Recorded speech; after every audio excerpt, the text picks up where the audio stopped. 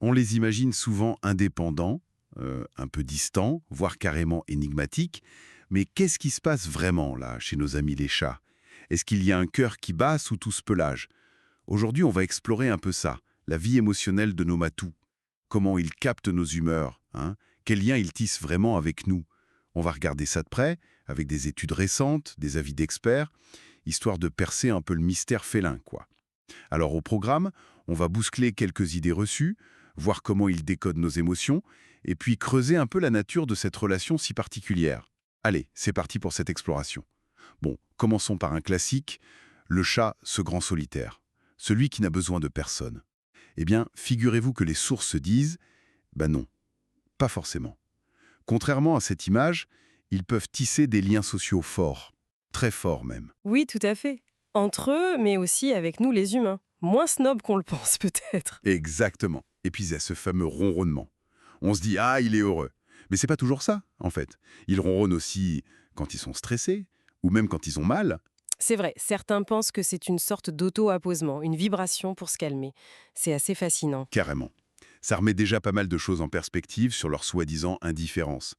Mais alors, jusqu'où ça va, cette sensibilité? Est-ce qu'ils peuvent vraiment sentir si on est, je sais pas, super joyeux ou au contraire si on a le moral dans les chaussettes? Ah mais complètement. Et c'est là que les recherches sont vraiment éclairantes. Les études montrent qu'ils distinguent très bien nos expressions. Une voix joyeuse, une voix en colère. Ah oui, Oui, oui, un visage qui sourit ou un visage fermé, ça ne leur échappe pas.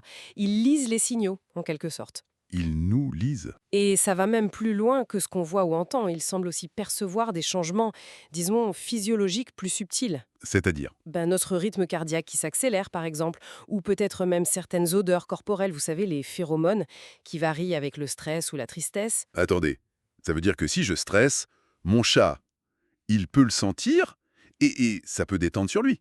Genre, vraiment. C'est tout à fait ça. C'est l'idée derrière des concepts comme la contagion émotionnelle ou la synchronie comportementale qu'on trouve dans les sources.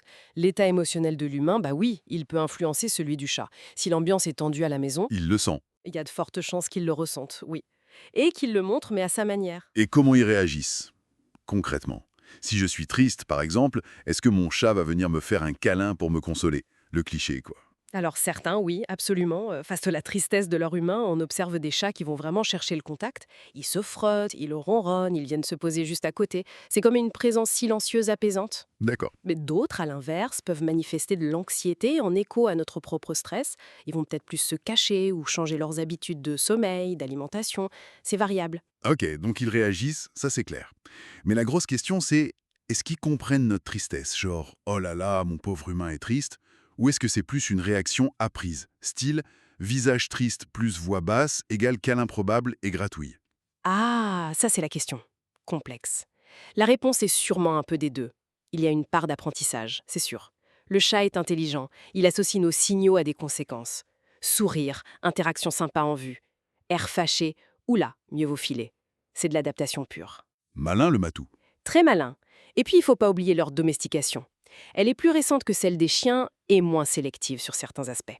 Ils ont gardé une plus grande indépendance. Donc leur façon de vivre ou d'exprimer quelque chose qui ressemblerait à de l'empathie, ce n'est probablement pas tout à fait comme la nôtre. Différent. Voilà, une piste intéressante qui est évoquée, c'est cet effet miroir. L'idée, c'est que le chat pourrait soit refléter directement notre état, on est anxieux, hop, il devient anxieux. Soit, et c'est plus troublant, adopter un comportement qui met en lumière quelque chose chez nous. Par exemple, devenir très distant si on est un peu trop fusionnel. Ah oui, ça fait réfléchir ça. Ce qu'il nous renvoie en fait. Exactement. D'où l'importance vraiment capitale d'éviter de trop projeter nos propres émotions humaines sur eux, l'anthropomorphisme, quoi. La jalousie, la vengeance. Voilà. La vengeance parce qu'on a oublié ses croquettes préférées. En faisant ça, on passe à côté de leurs vrais besoins et de leur propre langage émotionnel. On ne les comprend plus vraiment. Donc on arrête d'imaginer le chat qui prépare un mauvais coup dans son coin. C'est ça. Mais attention, ça ne veut pas dire qu'il n'y a pas de lien fort. Cette connexion, elle est bien réelle. On peut même la mesurer biologiquement. L'ocytocine, la fameuse hormone de l'attachement, elle est libérée chez le chat lors d'interactions positives avec son humain. Ça soude la relation. D'accord. C'est pas juste une question de gamelle pleine alors. Loin de là. Et même cognitivement, c'est assez bluffant. Il y a une étude japonaise qui a montré qu'ils associent nos noms à nos visages. Sérieux? Oui, et même les noms et les visages des autres chats de la maison.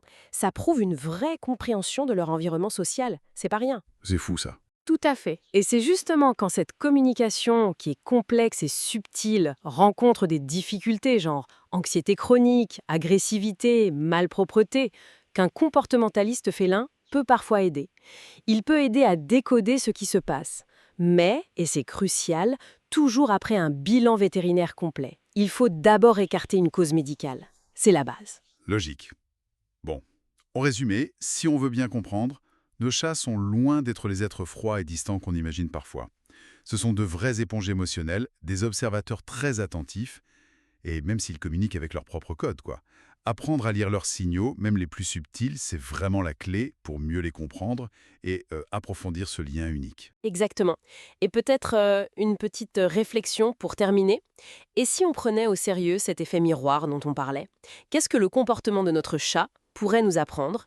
Pas seulement sur lui, mais aussi sur l'ambiance générale à la maison, ou peut-être même, plus subtilement, sur nous-mêmes. Ça laisse songeur, non?